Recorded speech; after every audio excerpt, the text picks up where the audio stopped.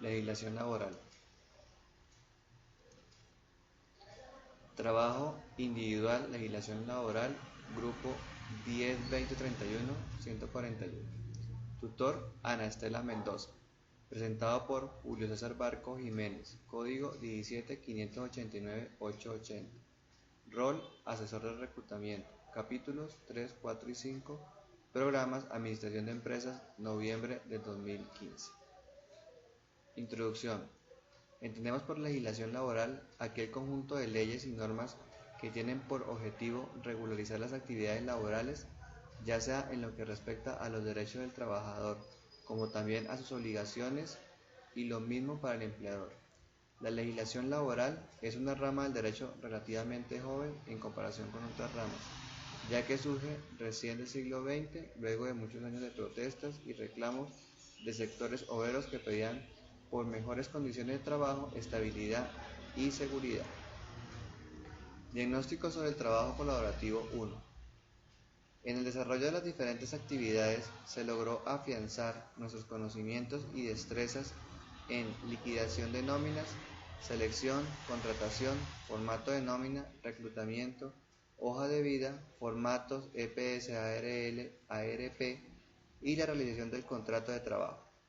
Lo destacable en el aprendizaje fueron los ejercicios realizados de liquidación de nómina, en el cual comprendí los temas referentes a los descuentos por obligaciones realizados a los empleados y liquidación de las horas extras. Otro punto fue la elaboración de la hoja de vida y, en mi caso, llenar el formulario del fondo de pensiones. Capítulo 3. El salario y sus elementos constitutivos. El salario es la remuneración establecida legalmente para cada periodo laboral, ya sea en hora, días o mes, que los empleadores deben pagar a sus trabajadores por sus labores. El salario mínimo en Colombia es el salario mínimo legal mensual vigente, con sus siglas SMLMV, el cual se reajusta antes de iniciar un nuevo año por un valor porcentual que en ningún caso pueda ser inferior al índice de precios al consumidor, el IPC, o inflación causada del año inmediatamente anterior. El salario mínimo legal mensual vigente se paga en periodos que no puedan superar al mes, por un valor proporcional al periodo trabajado sobre el total de la asignación salarial mensual.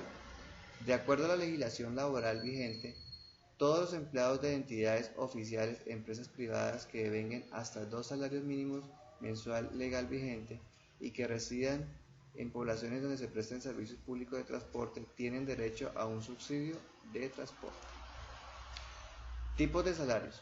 La legislación laboral permite que el empleador y el trabajador pacten todo tipo de modificaciones de salario, siempre y cuando no se afecten los derechos y garantías mínimas del trabajador. No obstante, lo anterior, dentro de las diferentes modalidades de salario que se puedan pactar de conformidad con el Código Sustantivo del Trabajo, se destacan las siguientes. De acuerdo con la periodicidad del pago. A. Salario mensual o sueldo.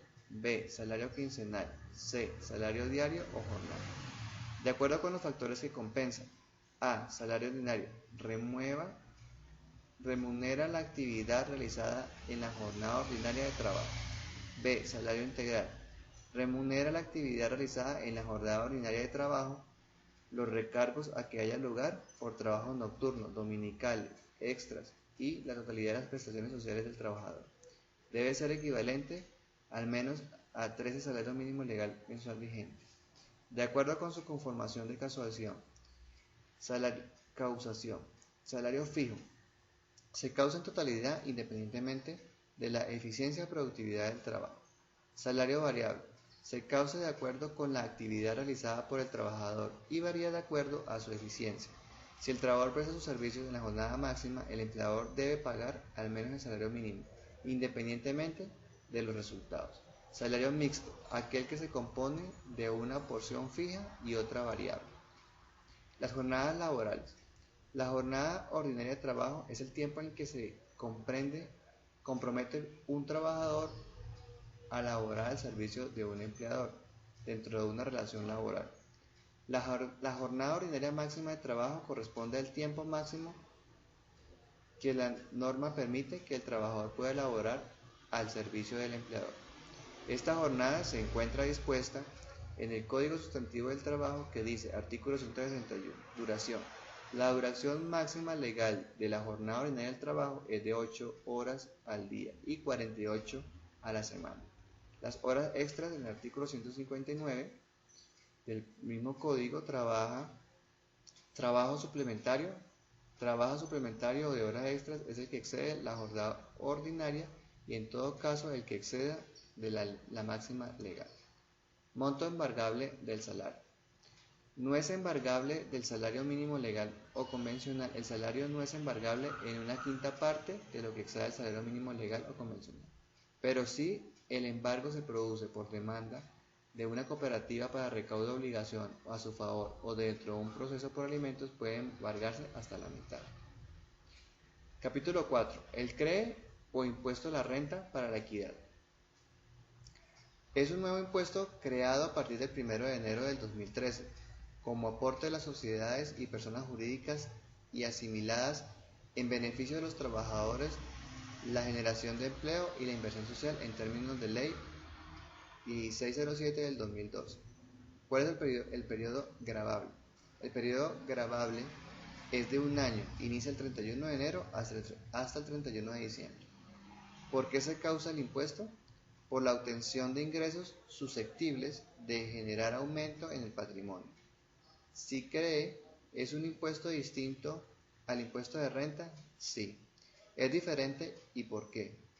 El impuesto sobre la renta para la equidad CREE es un tributo de destinación específica para la financiación de programas de inversión social en beneficio de la población más necesitada, que es usuaria del SENA y el ICBF. La declaración la presenta y la pagan solo las personas jurídicas contempladas en la ley, a diferencia del impuesto sobre la renta, que la presentan y le pagan tanto personas naturales como jurídicas. La tarifa del impuesto sobre la renta para la equidad es del 9%. Para el impuesto sobre la renta a personas jurídicas, la tarifa es de 25%. Esto se divide de la siguiente manera.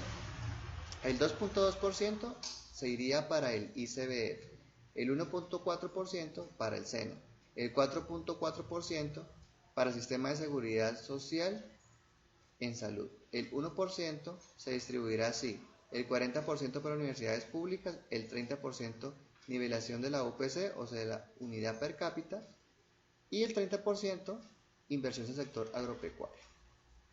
Capítulo 5. Régimen especial, reglamentos, Ministerio de Trabajo, protección a la maternidad y prestaciones sociales en caso de muerte de un trabajador. En los regímenes especiales tenemos el servicio doméstico. Es el trabajador del servicio doméstico, es aquella persona natural que a cambio de una remuneración presta su servicio personal en forma directa, en un hogar o casa de familia, de manera habitual, bajo continua subordinación y dependencia, residiendo o no en el lugar de trabajo, una o varias personas naturales, en la ejecución de tareas de aseo, cocina, lavado, planchado, cuidado de niños y demás tareas propias del hogar. El trabajador que presta sus servicios en la casa de familia a cambio de un régimen. Su jornada laboral es máximo de 10 horas. Salario mínimo legal vigente, se permite el pago de especial hasta el 30%, auxilio de transporte obligatorio, excepto para el trabajador interno. Derecho a descanso remunerado, días dominicales y festivos, o de común acuerdo en un día entre semana. Derecho a calzado y vestido de labor. Derecho a prestaciones de cesantías, intereses y cesantías, vacaciones. Derecho a licencia de maternidad. Seguridad social, obligación de afiliarse a la EPS, AFP y CCPF. En cuanto a terminación de contratos, se procede igual que los trabajadores ordinarios. Esto puede darse por justa causa o por indemnización o renuncia voluntaria del trabajador. Conductores de servicio familiar. Al contrato de trabajo de los conductores de servicio familiar se le aplican las disposiciones establecidas para los trabajadores de servicio doméstico, pero las cesantías, las vacaciones numeradas y el auxilio en el caso de enfermedad no profesional se le liquidan en la forma ordinaria. La terminación del contrato se dará el decreto 2351 de 1965 de la siguiente manera.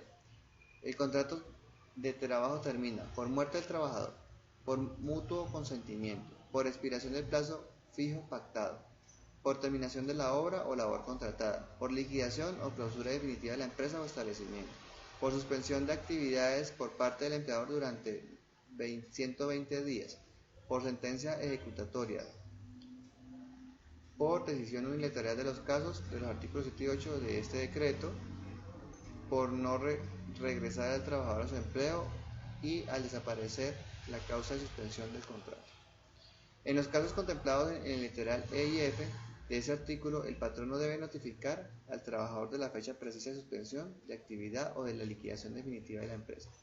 Conforme al artículo 48 del Código Sustantivo del Trabajo, el previo aviso será de 7 días. Celadores o vigilantes. Son personas que se dedican a la actividad asociada a la vigilancia y tienen una jornada de trabajo diferente, dependiendo si residen o no en el lugar de trabajo. Si residen en el lugar donde trabajan, no tienen limitación en la jornada. Si viven en lugares diferentes al sitio de trabajo, solo pueden exigirse 8 horas diarias de labor como jornada máxima y no pueden laborar más de 2 horas extras ni tampoco más de 12 semanales. Los trabajadores de construcción. Para los efectos legales, se entiende por obras o actividades de construcción los que tienen por objeto construir cualquier clase de casa o edificio y las inherentes a esa construcción, excepto su conservación o reparación, y por valor de la obra o actividad, el valor de su presupuesto o de su costo totalmente estimado pericialmente. El Ministerio de Trabajo. ¿Qué es el Ministerio de Trabajo? Es el encargado de la gestión de las políticas del Poder Ejecutivo Nacional en materia de relaciones laborales, empleo y de seguridad social. Creado en 1949, tuvo como antecedente la Secretaría de Trabajo y Previsión, creada en 1944, precedida a su vez por el Departamento Nacional del Trabajo, creado en el 1907. Propone, diseña, elabora, administra y fiscaliza las políticas para todas las áreas de trabajo, el empleo y de las relaciones laborales, la capacitación laboral y la seguridad social. Entre algunas de sus funciones podemos encontrar las siguientes: formular, dirigir, coordinar y evaluar la política social en materia de trabajo y empleo, pensiones y otras prestaciones.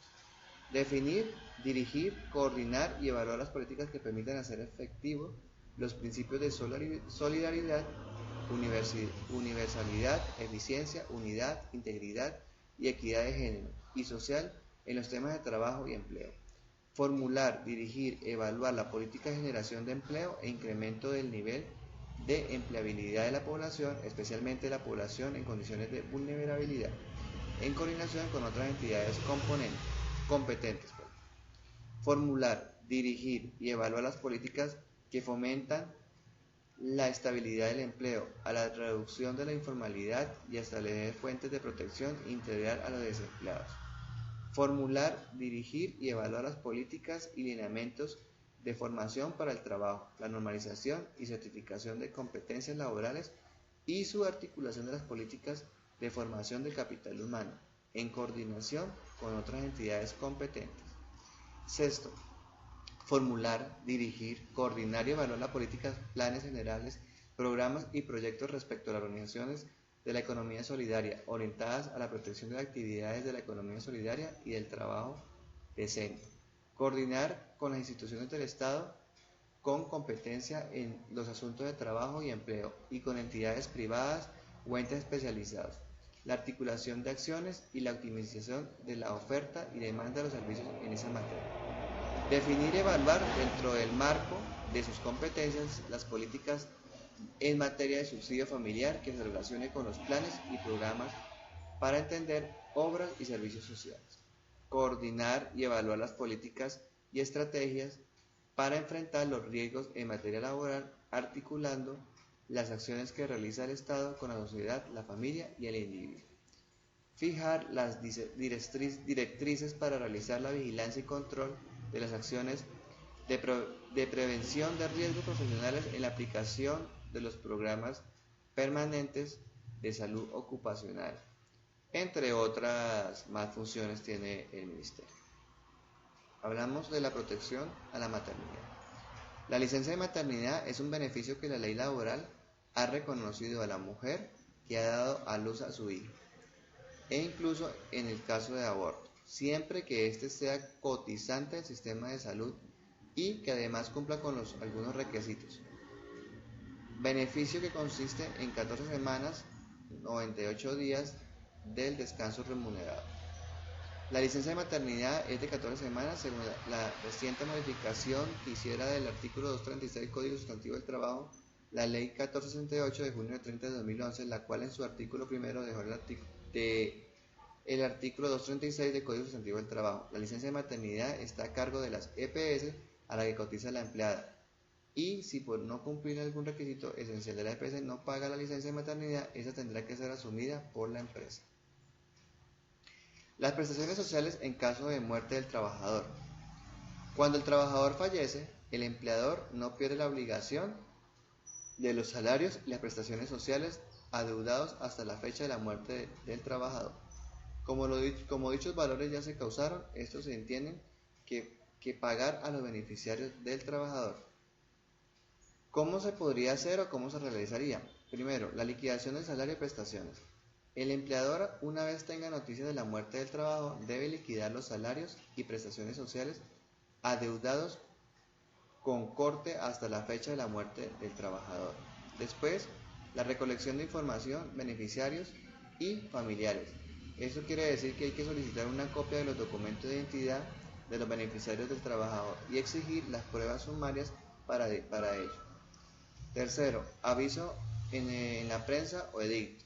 Esto es publicar un aviso en el periódico informando sobre el fallecimiento del trabajador y manifestar el nombre de la persona que se ha presentado ante la empresa a reclamar la liquidación de salarios y prestaciones. Por último, el pago de la liquidación. El empleador esperará 30 días contados desde el último aviso publicado, no menos, vencido lo anterior, pagará a quienes se presentaron como beneficiarios.